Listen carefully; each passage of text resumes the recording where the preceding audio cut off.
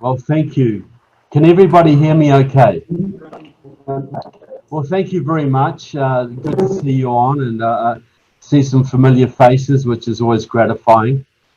Now, I just want to start with a little bit of sympathy for the people in Kenosha, Wisconsin. I bet you they never thought in 1,000 years they would be in a central phase of a communist revolution. You know, you move to Kenosha, that's Kenosha, a town of 100,000 people in the middle of Wisconsin. And did they think they were going to get worldwide publicity and have a Maoist insurrection on their hands, having their houses, their businesses burnt, their cars burnt, their police attacked, 2 people killed on their streets? And nobody's calling it for what it is. This is a Maoist communist insurrection. The group behind this attack is called Freedom Road Socialist Organization. Freedom Road Socialist Organization, FRSO. Now, Freedom Road Socialist Organization is a pro-Chinese Maoist communist group. They follow the Chinese line. They support China. They support North Korea. They support Venezuela. They've sent 5 delegations to Venezuela in the last year, and they hate America. Now, you'll be shocked to learn that it was Freedom Road Socialist Organization that also started the riots in Minneapolis a few weeks ago after the killing of George Floyd.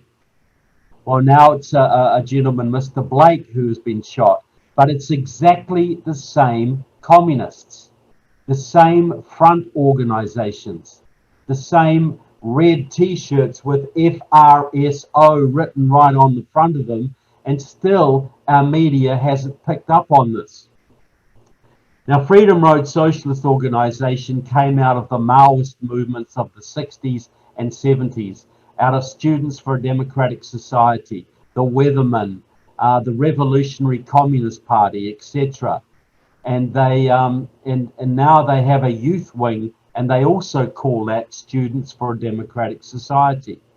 They also have another front group which they started in November 2019 called the National Alliance Against Racist and Political Repression. And if you go to the FRSO Facebook page right now and scroll down, you will see video footage of the protests, and right smack in front of hundreds of people are 3 banners: FRSO, National Alliance Against Racist and Political Repression, and SDS. They are 100% leading this, and the man standing in front of them, egging them on and stirring them up, is a man called Kobe Guillory from Chicago, who is a member of both Freedom Road Socialist Organization and the National Alliance Against Racist and Political Repression. Now, in Minnesota, the group that sparked the riots was a group called the Twin Cities Coalition for Justice for Jamar. It was commemorating a young black guy who was killed by the police in 2015, Jamar Clark, I believe his name was.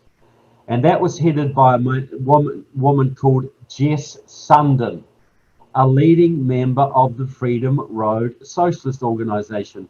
And they claim open credit for sparking the riots in Minneapolis that burnt downtown Minneapolis.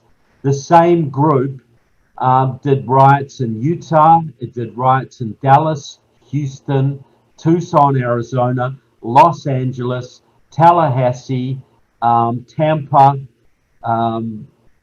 Jacksonville, and Miami, as well as several other centers. This is a Maoist, pro-Chinese communist operation.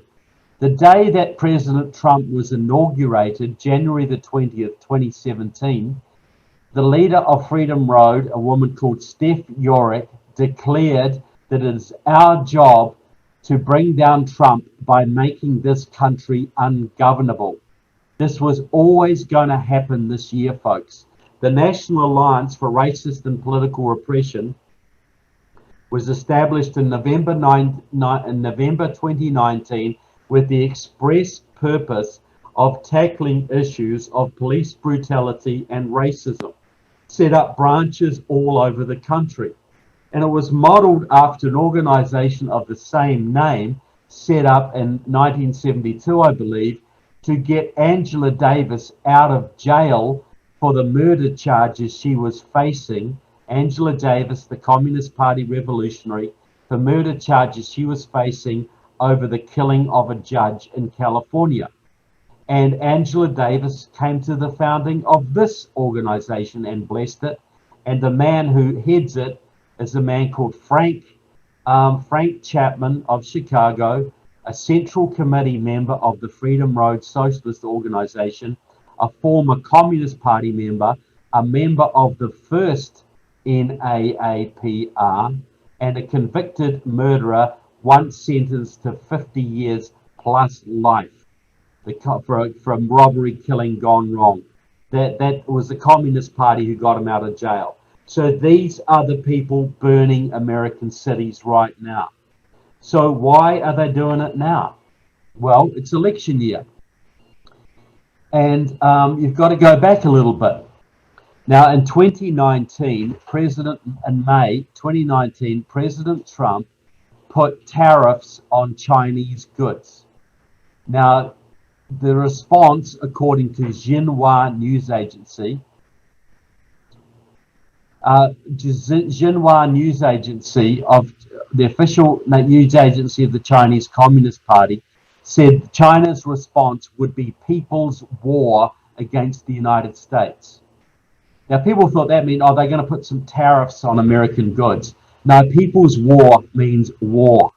It is every form of warfare short of direct political confrontation.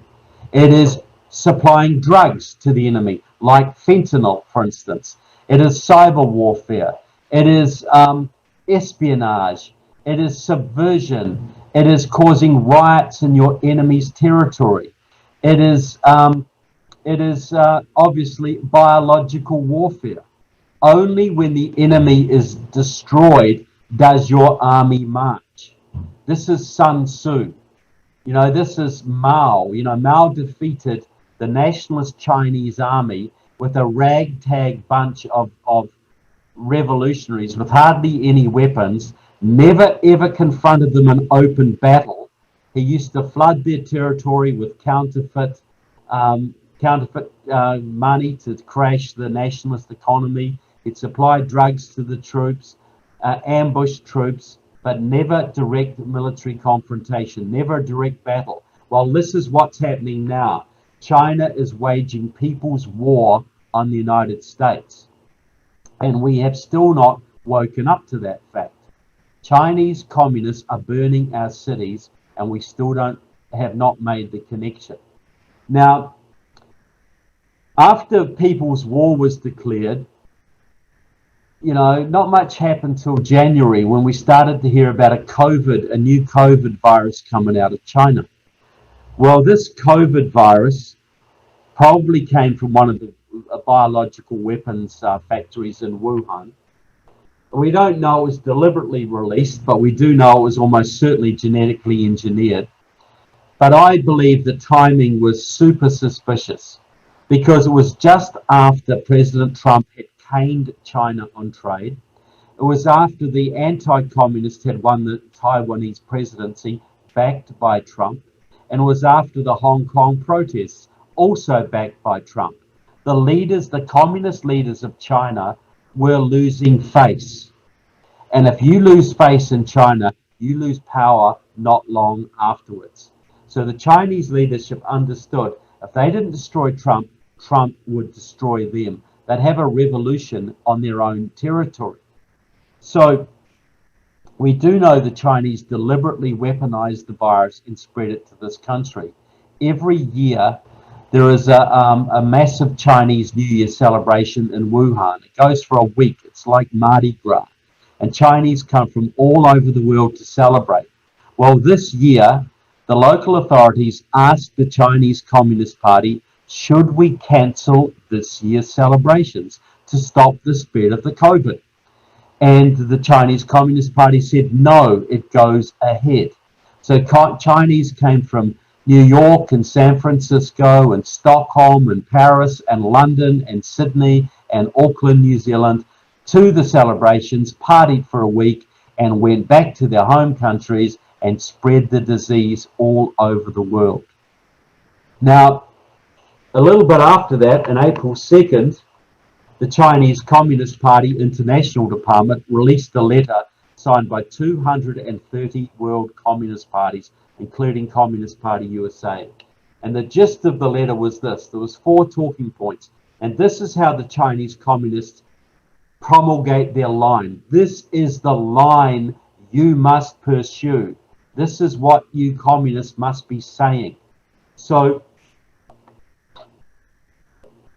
the message was, there was 4 messages. First one, if you call this a Chinese virus, if you blame China for the virus, you're a racist. Second message, China has leading the world in tackling this horrible virus. We should all be grateful to China. Third message, China has a wonderful socialized healthcare system. That's how we can deal with it. Look at the mess they're making in America because they don't have socialized healthcare. Fourth message, blame Trump, and blame Trump some more. Has anybody heard any of these messages at all? Because they all come directly from communist China. Now, Tucker Carlson had a man on his show recently, Brian D. Wright, a former CIA officer and a Democrat. And he very embarrassedly said, my party is following the Chinese line over COVID. They're doing shutdowns. They're following the Chinese line. So why did we have to shut down? Because every previous epidemic, typhoid, yellow fever, polio, whatever, the standard procedure was you quarantine the sick and everybody else takes precautions and goes about their business. But the World Health Organization told us, no, we couldn't do that this time because there is evidence of asymptomatic transmission. People without symptoms are spreading the disease. So the quarantine approach won't work. So we have to understand that the World Health Organization, which thankfully America is now out of, is headed by Mr. Tedros from Ethiopia, an openly Marxist, Leninist, Maoist who loves China like a chocolate. He is China's man, 100% lock, stock, and barrel. So he was promoting the Chinese line. So why are the Democrats buying into this? Well, the Democrats and the Chinese have a common enemy. That's Mr. Trump. And the Democrats and the Chinese understand that if the US economy crashes, that reduces Trump's chances of re-election. Trump was looking good at the beginning of the year. The economy was humming, everybody was happy, and re-election was pretty darn much a shoo-in. Well, it ain't such a shoo-in now because the economy has been taken off the table to some degree. And the Democrats will keep this going till the election day if they can. They know they would rather win with 40 million unemployed than lose with full employment and a prosperous economy and everybody happy. That's just who they are. So, but there is an even more sinister aspect to this, which nobody's talking about, which I believe is the real reason. President Obama gutted the US military. He made did more damage to the military than most armies could ever imagine. Cancelled weapon systems, brought in transgender policies, horrible rules of engagement for your troops. He lowered morale, lowered the budget. Everything was a mess. Meanwhile, Russia and China are rearming like crazy.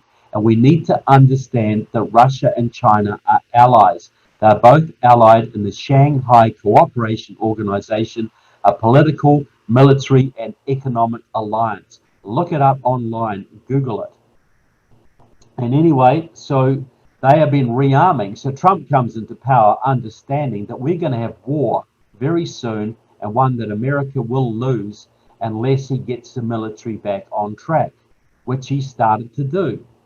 Changed the rules of engagement, got rid of the transgender policy, increased the military budget, morale went up, everybody in the military was much happier and much more prepared and much more able to deter the Russians and the Chinese. But you can only do that off the back of a strong economy. What happens when your economy is in the toilet?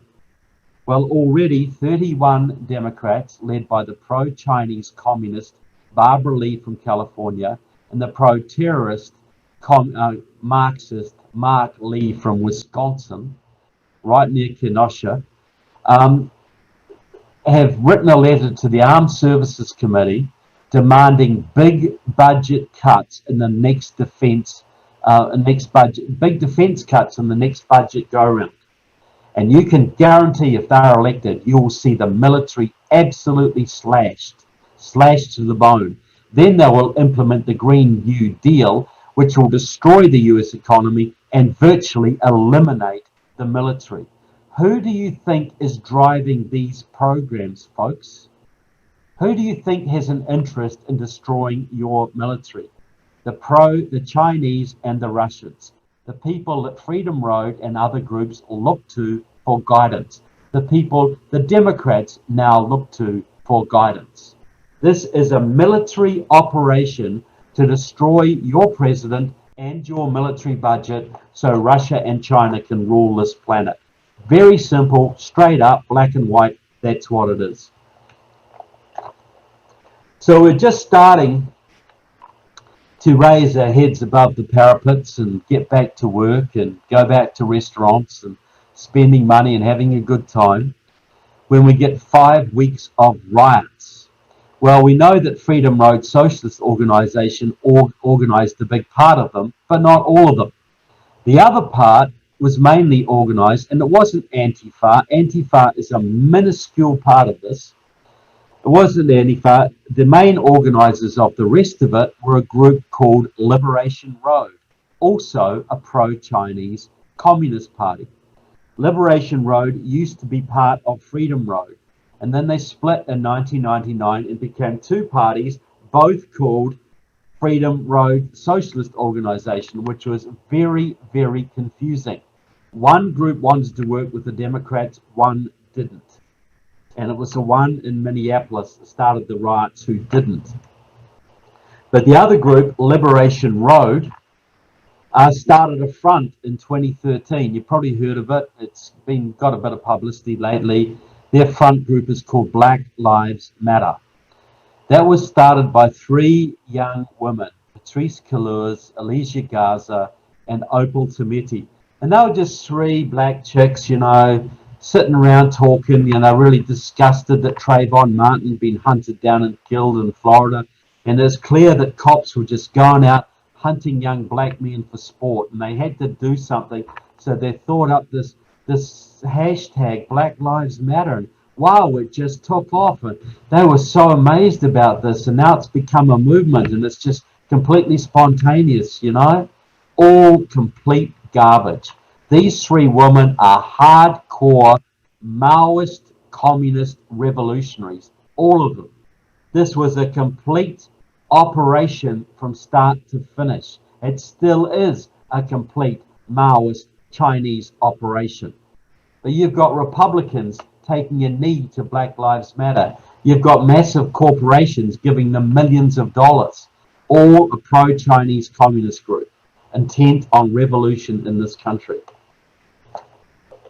Also connected to Palestinian radicals, also connected to Filipino radical communists, also connected to Hamas, Popular Front for the Liberation of Palestine, and to Iran. Just all our favorite people. And so Black Lives Matter is basically ran the rest of the riots through their movement called their organization Movement for Black Lives, which is a coordinating group for all the Black Lives Matter groups. They had a trial run in Ferguson, Missouri in 2014, totally run by Liberation Road and headed by Jamala Rogers of the Liberation Road. And they brought 10,000 people in from out of state to burn down Ferguson, Missouri. And they particularly targeted black-owned businesses because you can't have prosperous black people, can you? Because that would not suit the narrative that blacks are an oppressed nation in this country. So these are the groups that did it. These are the groups that are running the riots. They're both pro-Chinese. Communist Party USA is involved too, which is also pro-Chinese. Party of Socialism and Liberation is also involved, which is also pro-Chinese. And the Workers' World Party is also involved. And guess who they support? So this is a Chinese operation to basically wage people's war on the United States.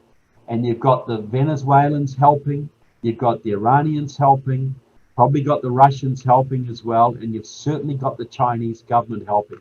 They've been pumping all sorts of race propaganda into America, and that's why Trump closed down the Chinese consulate in Houston, because they had people in there helping the rioters.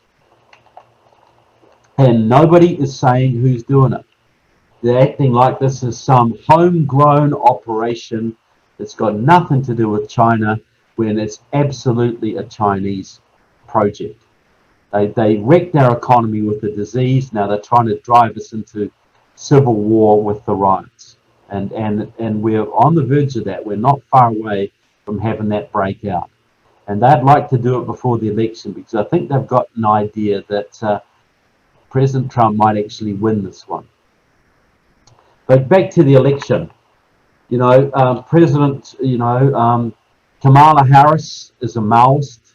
She comes out of the same Maoist grouping that gave us Black Lives Matter, and Andrew Gillum, who almost won the governorship of Florida, who was backed by Liberation Road, and also Stacey Abrams, who was touted as a VP candidate for Biden, almost won the governorship of Georgia, also backed by Liberation Road. So this is another little aspect that's going on here. The Chinese are trying to bring this country down in every way they can. And they're also working electorally.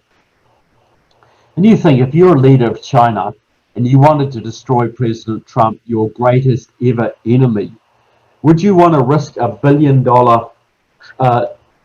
multi-billion-dollar trade war when you didn't have to? Would you want to risk a $1 trillion shooting war when you weren't quite ready, when America wasn't quite weak enough?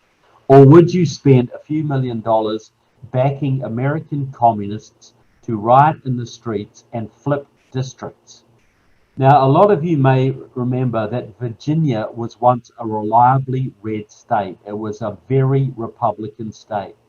Always went Republican for many, many years. Well, in 2008, it went for Obama. Now it's totally blue. All three main executive officers, governor, attorney general, etc., all Democrats. The Democrats control both houses of the legislature, both senators, and most of the congressmen members. It's a blue state. How did this happen?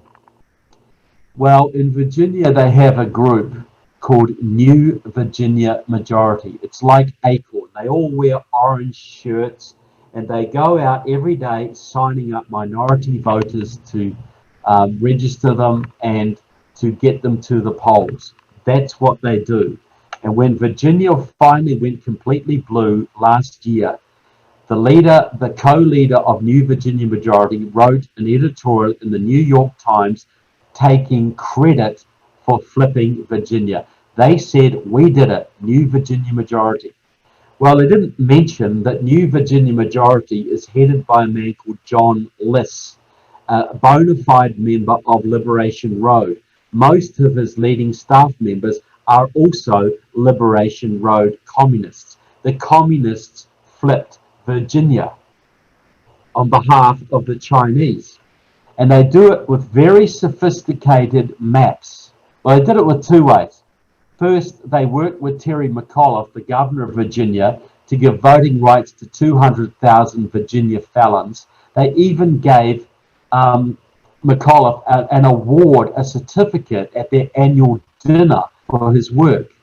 And the current governor of Virginia, Mr. Northam, made Tram Nguyen, the co-leader of New Virginia Majority, put her on his transition team this year for all the work they'd done to help Democrats get elected. Now, they've signed up about 300,000 minority voters in Virginia, and that's what's made the difference. It's made all the difference. And how they did this was very sophisticated.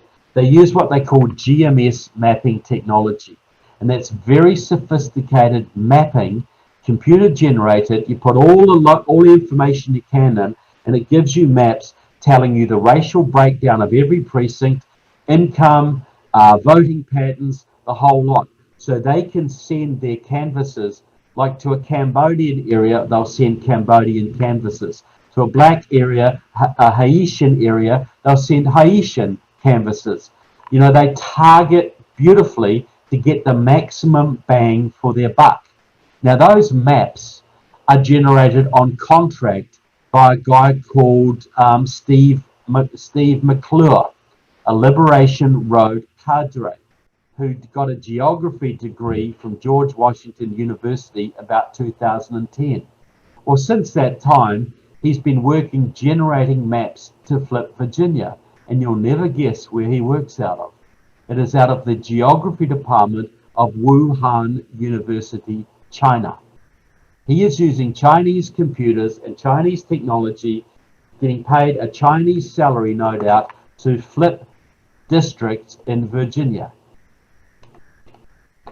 If that ain't illegal, I'd be very, very surprised.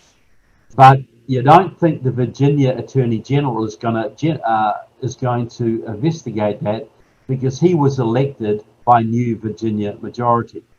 They have the same operation going in Georgia, the same operation going in North Carolina. They've actually taken over the Durham, North Carolina City Council, and are using the huge black population of that state to flip the state. And they're almost there. That's why North Carolina has a Democrat governor. They did the same with Kentuckians for the Commonwealth in Kentucky, which is why Kentucky now has a Democrat governor. And guess what, Floridians? They have a group called New Florida Majority, which is out there signing up hundreds of thousands of minority voters in this state. They are the people that got 40% extra Democrat vote for Andrew Gillum, almost got him elected. They also backed Stacey Abrams in Georgia. They only need to flip North Carolina or Florida or both in this next election cycle, and Trump loses. And that is what they're trying to do.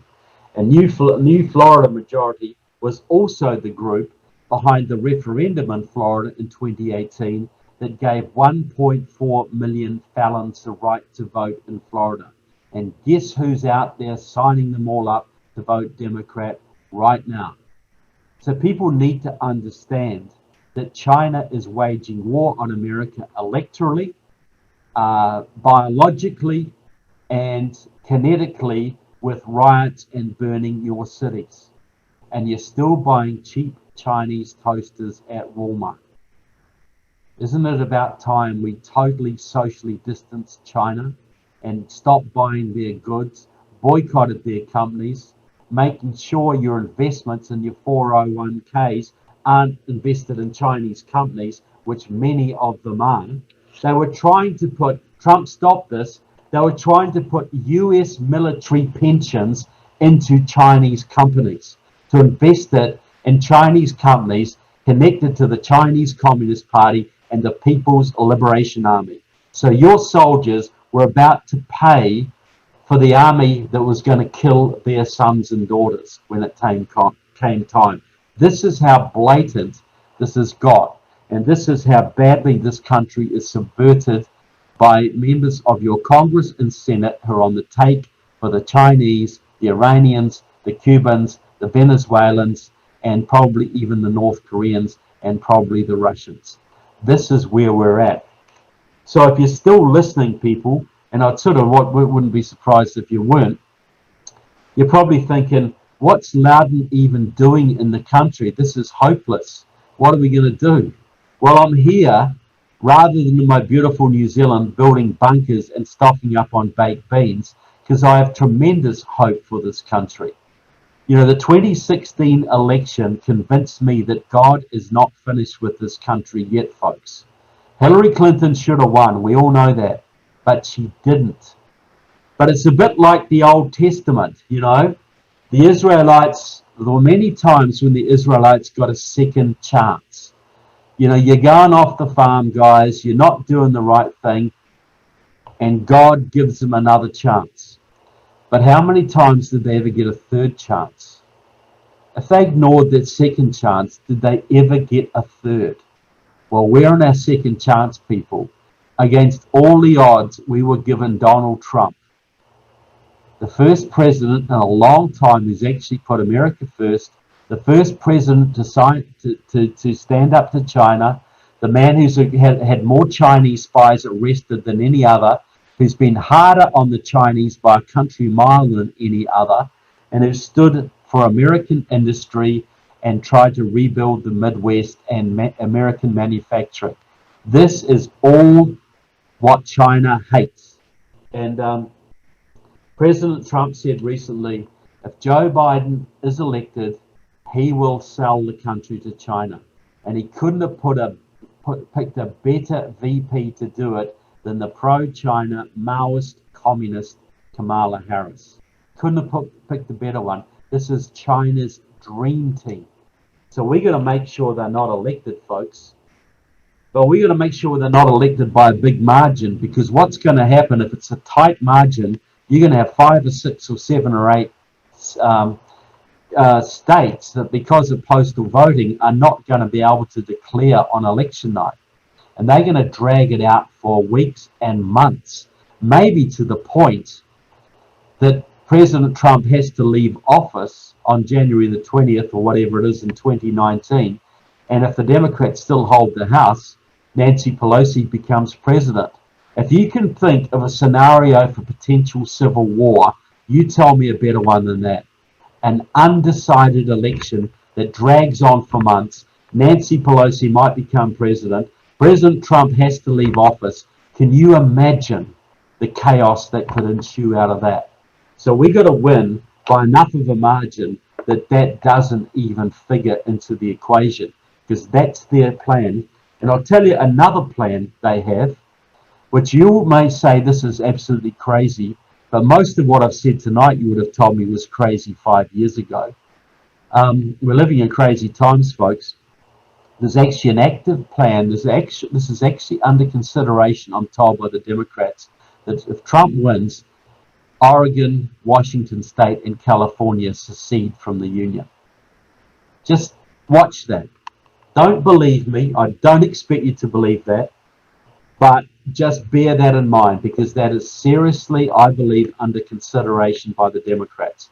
And if you think that we've got chaos now, you wait to see what happens if that comes down.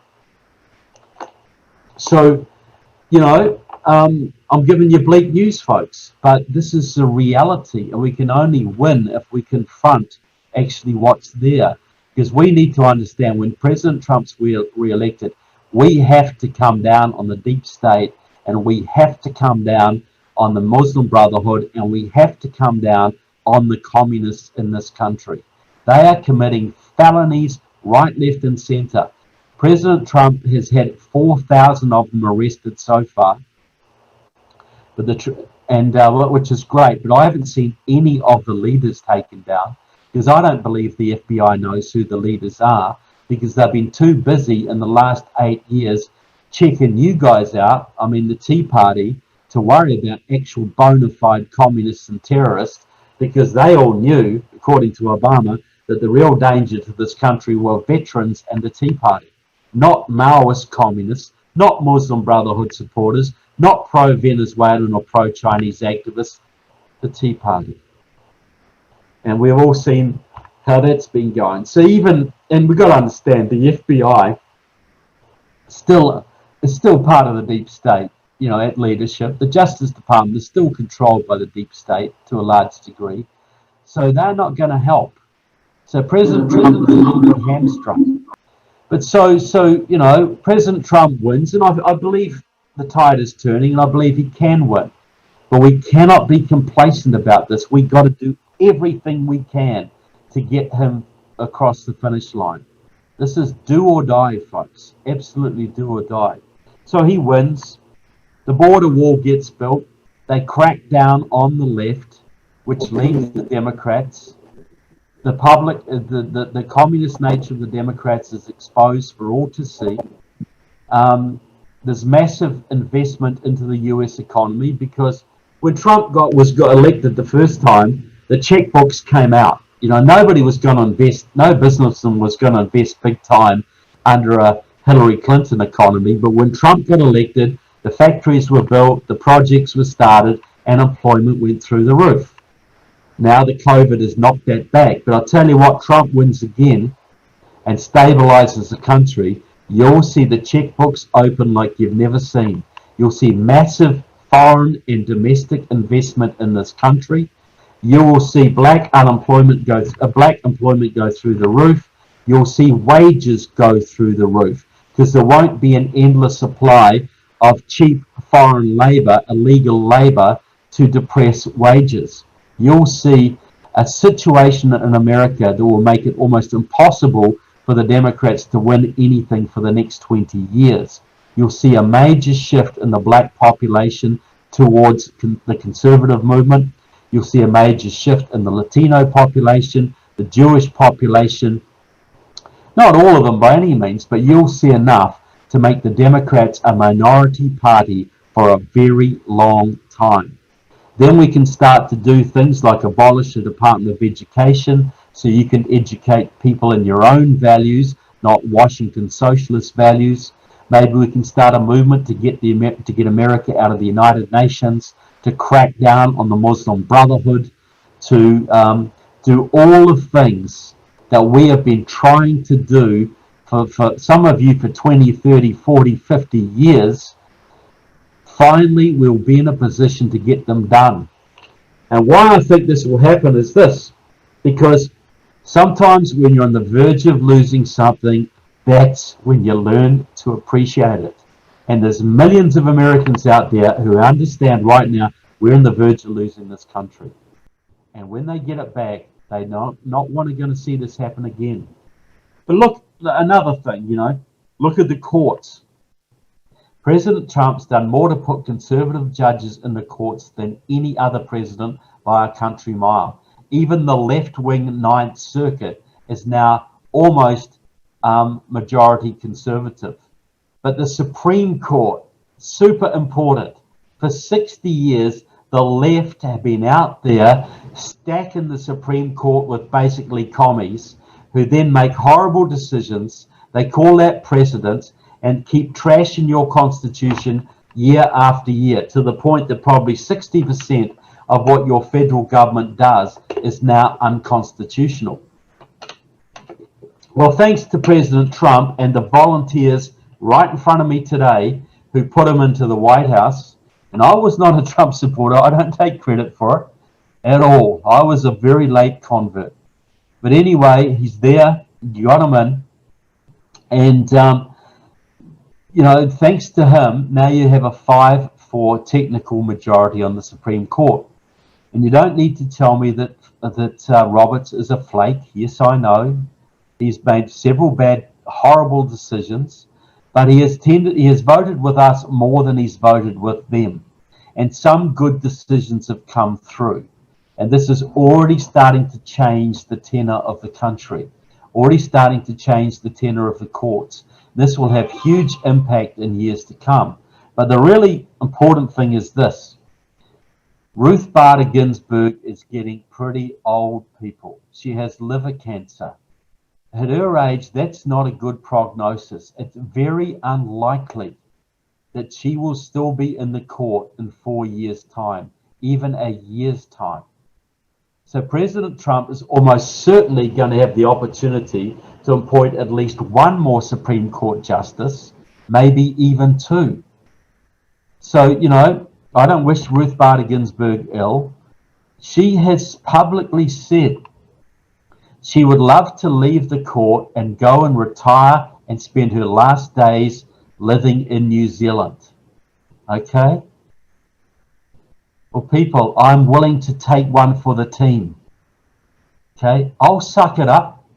She can come to New Zealand, she can play bingo all day long, and you will have a 6-3 majority on the Supreme Court.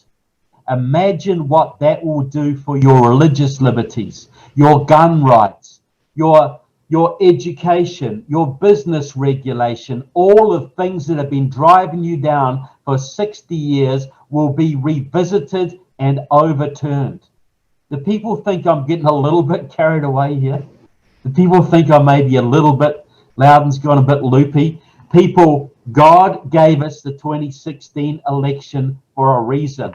He was testing us to see if we would seize the opportunity. Well, if we seize it and we win, we will be blessed. We'll be blessed in ways that I don't think we can begin to contemplate. You know, you imagine the economic boom we can start in this country. But most of all, can you imagine the liberty boom? Don't you think the French want to be free, and the Germans and the South Africans and the Australians and the Canadians and the Taiwanese and the Chinese and the Iranians? Well, if President Trump is re-elected, folks, he will put all of the dictators on the back foot. He already has plans to deal with the Chinese.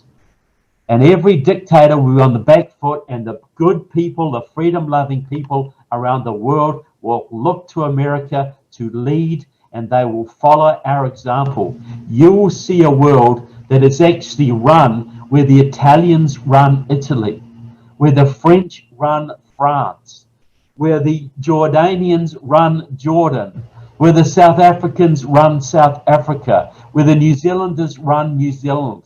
What a novel concept. But this is the kind of world we can potentially see if we turn the corner now. Because I believe we're coming to a climax. We're coming to a situation where this world is either going to descend into chaos and anarchy like we have never seen, or it is going to turn a corner to a new flowering of liberty and prosperity like we've never seen. A spiritual awakening like we have never seen. This is where I believe we're at. And this all comes down to you people making the right decisions over the next few days. If you're not involved in phone banking, if you're not involved in door knocking, how much do you love your kids, people? How much do you love your grandchildren? Because if you're not actively involved in making sure we win this election, how much do you care? We've been given this God-given opportunity. It's right in front of us. We don't have to pick up guns and fight the British like you did back in your ancestors did back in the 1770s. You have to just get involved, go to the local Republican headquarters, the local Trump Club headquarters, or whatever, saying, I'm volunteering. I want a phone bank every night up until the election. I want to hold signs out on weekends. I want to do everything I can because I understand my children's future, my grandchildren's future will be determined by what I do now over the next 60 days. That's going to determine it. And I'll tell you what, people, every check you write to President Trump between now and then, or the local conservative candidate, every door you knock on, every sacrifice you make, every fishing trip you forego, every restaurant meal you forego, everything you forego between now and the election, when President Trump wins on November 3rd, are you going to tell me you'll regret it? You're going to tell me you'll regret the sacrifice you make to see that result? But I'll tell you straight, if he loses, you will regret for the rest of your life not helping him win. I can absolutely tell you that. And people, win or lose, if we lose and you try hard, you will at least earn the right to look your children in the eye and say, I did everything I possibly could for you. But if you win, and you absolutely can win this, folks, as I said before, that 2016 election convinced me that God is not finished with this country yet. If you win, You'll spark a liberty boom in this country like you've never seen before, an economic boom like you've never seen. You will have potentially a spiritual revival in this country, and you will earn the right to give your children not just the amazing country that you inherited, but one even greater. Is all of that worth a little bit of sacrifice? So I want to say to you folks, thank you so much for listening. I'm all up for questions. If you're still there, if you're still listening, I'm quite happy to take questions. But thank you to Mark and his group, and thank you all for listening tonight. Thanks to Mark for organising this.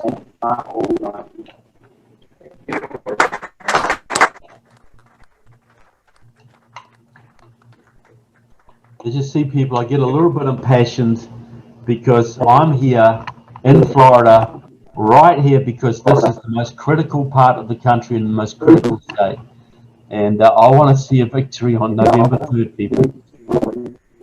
Any questions? Can you give us an update on Stephen Phillips, who wrote Brown is the New White, and his campaign to get 40 million registered to vote Democrat? I think his organization was Democracy Alliance. Is it? Yeah, or Democracy Alliance and Democracy in Color. Steve Phillips is a lawyer, a black guy out of San Francisco, and he was a member of the League of Revolutionary Students. Yeah, well, Steve Phillips, he was a Maoist communist at Stanford University. He married a woman called Susan Sandler, who was the heiress to a $2.2 billion fortune from the Golden West Savings and Loan Company. Now, he invested that, they put a lot of that money into the progressive movement. He became part of the Democracy Alliance, which is George Soros and Norman Lear and Tom Steyer and all these left-wing billionaires. And they are basically the people who got $10 million together to get Obama ahead of Hillary Clinton by doing massive voter registration drives in southern states amongst black and Latino communities. They also backed Andrew Gillum. They also backed Stacey Abrams. They also backed Cory Booker, and Kamala Harris. So Kamala Harris is their creation, and so she is the Maoist president, the Rainbow Coalition minority president that they need to generate minority votes in southern states. That is their philosophy. Steve Phillips argues that the left already has a majority in this country because about 26% of the electorate are white progressives. They will vote Democrat no matter what. About 25%, another 27% are progressives of color. So if you add those two groups together, it's about 53, 54%. But they don't always vote frequently. So all the money on the left is now going into the southern states to energize black and Latino voters in the South. That's how they flipped Virginia. That's how they've almost got North Carolina, almost got Kentucky, almost got Georgia, and almost got Florida. So we cannot take the election for granted. The fix is in the minority. Kamala was put in specifically to get the minorities voting Democrat, and we have to make sure that's exposed and counted. Otherwise, we will lose. So two critical states, Georgia and Florida. Yeah, Florida and North Carolina. What are your thoughts on the Chinese owning the United Nations and whether Trump will get us out of the United Nations? Well, yeah, the United Nations is a communist organization controlled basically by Russia and China. So I think we should mount a campaign when Trump gets re-elected to remove us completely out of the United Nations. I don't see anybody worried about getting us out of the World Health Organization or the United Nations Human Rights Commission. That hasn't hurt America. The world hasn't ended. So yeah, absolutely. Both of those organizations are The UN is a communist organization. That's all it is. Even back in the 1980s, I had a friend who'd been a New Zealand communist and trained in Moscow. And in Moscow in those days, they used to openly say, the United Nations is our thing. We own it. It belongs to us. Yet America pays the majority of the bills. So how, it's just crazy. So absolutely we should take it very seriously to get America out of the UN, because that will stop Agenda 21. It'll stop a whole bunch of other things that are dragging us down. The country will be much, much better off without the UN. Okay. Do you ever get lawsuit threats of slander for naming all these people as communists and Marxists? No one seems to deny it. Nope. Never been taken up by one of them. Not one of them. And because all they know is they're just going to get, it's true. So why would they attack me and get more publicity? Yep. I do thousands of hours of research. I go through libraries. I interview people. I've said some pretty outlandish things tonight. I've named several people as committing crimes, effectively, but I stand by it. I've written these things publicly in articles many occasions. Nobody's denied what I've said. Nobody has sued me. They all just try and ignore me. That's all they can do. Yep. Okay, let's see. Should socialist, communist, Islamists, or in our case, jihadists, who don't believe in the Constitution be allowed to run for public office? No, they shouldn't. And I'll tell you what, when I came to this country, I had to swear a declaration that I'd never been involved in any Nazi or communist group that sought to overthrow the US Constitution. And but I would argue that if you believe in Sharia law, you are seeking to overthrow the US Constitution. So if you're a Muslim, you should be asked to sign a declaration that you do not support Sharia law or any other thing that seeks to overthrow the Constitution. If you're a communist, you should also be asked to sign that too. And if you do sign it, and then you act against the interests of the Constitution, you've committed perjury, and you should be prosecuted as such. I don't believe any Sharia-compliant Muslim should even be allowed in the country. If you can't come here if you're a communist or a Nazi, why should you be allowed to come here if you're a Sharia-compliant Muslim? Right, agreed. What are your thoughts on the Lincoln Project and the Republicans against Trump? Are they also Marxists, communists? I know Jeff Flake is one, and George Conway. Well, look, Jeff Flake has been to Cuba several times. He has worked with the left-wing Democrats to the advantage of Cuba. He is a complete disaster. Chris Leach, another one of these guys, former congressman from Iowa, he was a basic far leftist. He used to caucus with the communists. He used to work with the communists. So not all Republicans are constitutional conservatives. You may have noticed that. Some of the never-Trumpers are just stupid. Some of them are just out of touch. But some of them are actual leftists. Leftists who call themselves Republicans. The left has always infiltrated the Republican Party. They infiltrated the Democrats more. But they also put people into the GOP. Like that woman, Jennifer Rubin, the so-called conservative who writes for the Washington Post, who is a complete and utter leftist. But she's the token Republican for the Washington Post. So just because someone's got an R after their name doesn't make them a conservative.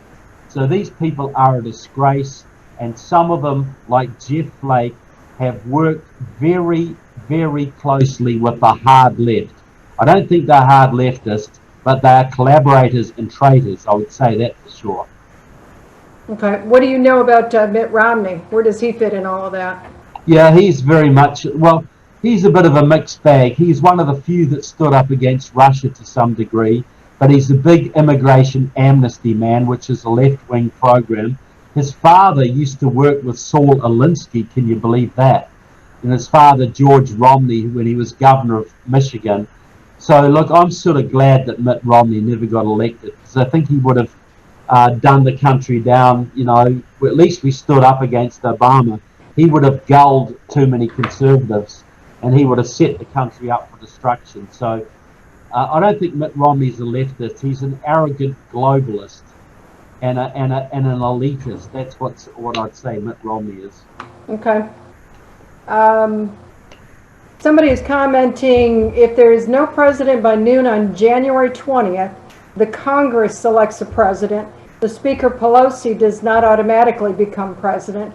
Think Hillary Clinton. What are your thoughts on that? Well, look, no, I think they just go with Pelosi. Why? She'll do everything they want. She's a very smart and very socialist woman. You know, why bring in Clinton? You know, Pelosi will do what is required. She's a communist. You know, and Yep. you know, the Democrats will all vote for her because she's Speaker of the House. The Republicans will vote against her. But if the Democrats have a majority, well, who gets it? You know, so we got to understand the Democrats aren't. This is not going to finish with the election unless we win very convincingly. And after the election, the protests will probably increase until President Trump, because they'll have nothing left to lose until President Trump, because they want chaos, they want civil war.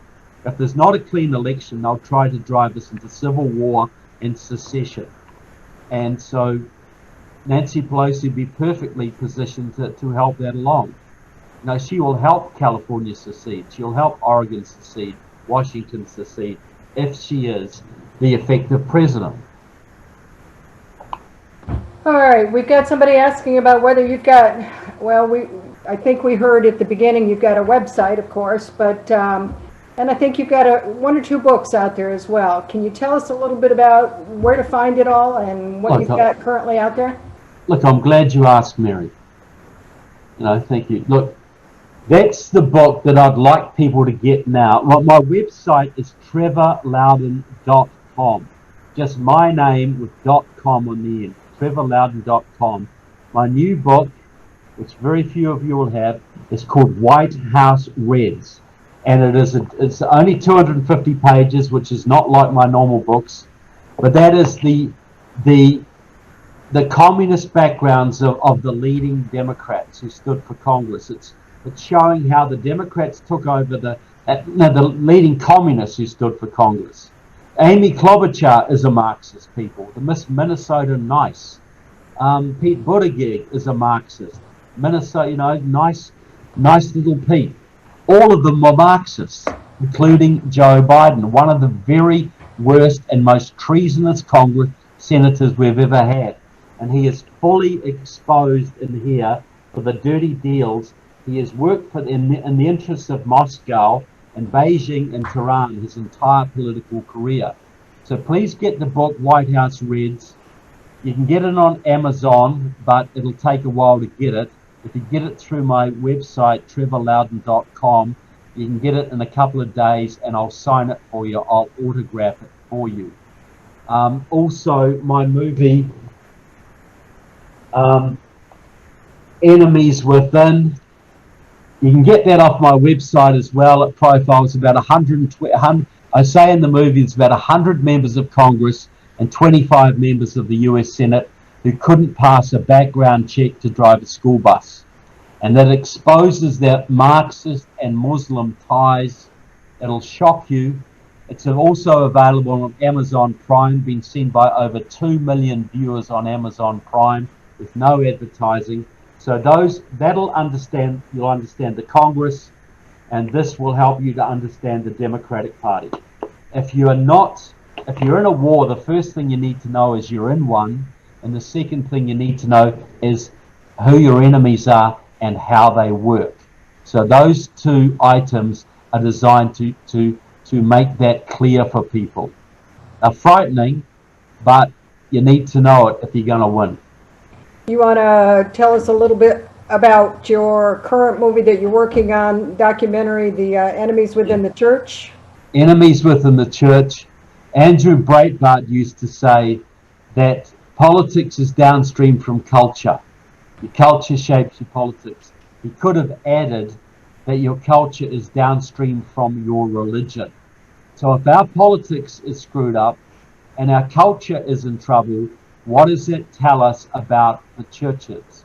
So what this new movie is doing, Enemies Within the Church, is showing the massive Marxist and some Muslim infiltration of the Christian churches. Not just the Catholic Church. We know we have a Marxist Pope in Francis now. Not just the mainstream Protestant churches. They've been the Communist Party at prayer for about 50 years now. We're talking major evangelical churches and even the Southern Baptists. The most reliably conservative denomination, largest Protestant denomination in the country, has now been taken over by Marxists or people cooperating with Marxists like their president, J.D. Greer, the head of their ethics commission, Russell Moore, Walter Strickland, and others. They now are moving the Baptists way to the left. So we're exposing the communist infiltration of the churches. We're just doing the last bit of our fundraising drive now. We've raised about $290,000 out of our $300,000 budget. We're getting into post-production now, but we've been offered matching funds by a very wealthy donor out of Idaho. So if you go to our website, enemieswithinthechurch.com, it's enemieswithinthechurch.com, make a $10, $100, $1,000, $50 donation, and it'll be worth double. Every dollar you donate will be matched by our donor from Idaho. And in the next week, we hope to completely finish the funding. We will still need a little bit more for advertising and whatever, but the funding, the actual production will be completed, and hopefully we can still get this out before the election. We're really working hard on that well before the election, because I think it will.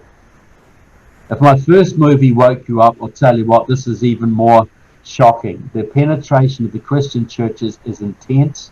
And just think about it logically. The left controls the media. The left controls the unions. The left controls Hollywood. The left controls the Democratic Party. But these crazy evangelical Christians every now and then wake up and they break out and they elect a Ronald Reagan or a Donald Trump. It screws up the left's plans. It puts their agenda back. Do you think they're going to keep on putting up with that from the evangelical Christians without doing something about it? Well, in the last 5 years, they've done a lot about it. You're losing churches all over the country. You've got hundreds of woke pastors, all about social justice, all about critical race theory, all about global warming, refugee resettlement, are now infesting churches all over the country. And young people are coming to those churches. They don't know any better. They don't know this is not real Christianity, and they are falling for it. In 5 years' time, American Christianity will be unrecognizable. The American church today is where the universities were 10 years ago. There are hardly a handful of conservative universities now. In 5 years' time, there'll be hardly a handful of conservative churches. If you think I'm exaggerating, just wait and see. But we want to put this movie out to make sure that doesn't happen. Because if that happens, our country is lost spiritually, culturally, and politically. Very dangerous. Yes, I highly recommend it. I highly recommend it. Last question for you, and then we'll close it out. How is President Trump doing with exposing Islam? It has been, I guess it got mentioned in the RNC this week. Yeah, I think Islam, is sort of gone on the back burner a bit because it's the It's the Marxists and the communists who are mainly burning down America right now. And I think that's unfortunate, because Islam is still working heavily with these communists, the red-green axis. I think when the election is over, we have to bring it back onto the agenda and demand that the Muslim Brotherhood is classified as a terrorist organization, and these groups are actually shut down. And I think without an election to worry about, I think President Trump will be very, very open to that. But right now, I think there's too much else going on. He's focused on the election. A major epidemic and a communist insurrection and an election are probably more on his plate than he wants to deal with, without bringing up yet another subject. But Islam is still there, still doing what it's doing, and it will bring the country down if it's not stopped. But I honestly think, I don't think President Trump's got a lot of attention on it right now.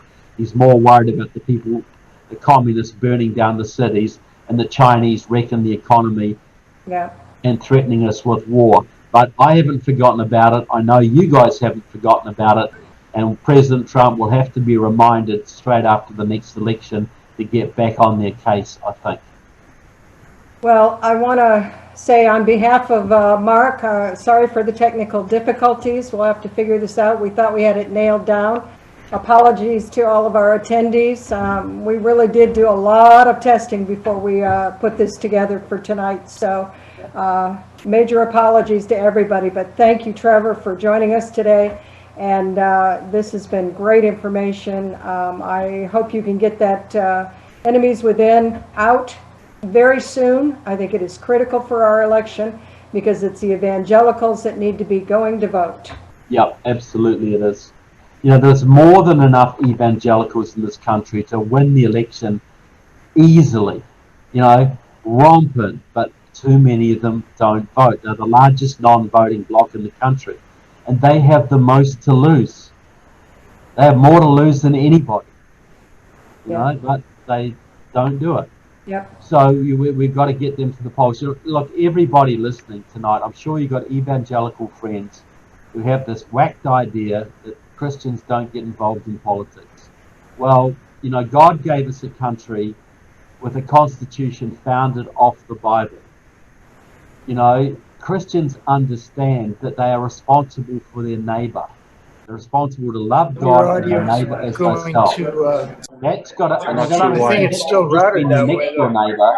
That means your city, it means your state, and it means your out of preferences. Yeah. So thanks very much, people. Thanks for listening. And we'll all celebrate after the election, and we'll start getting ourselves ready for the next battle. Thank you. Thanks, Trevor.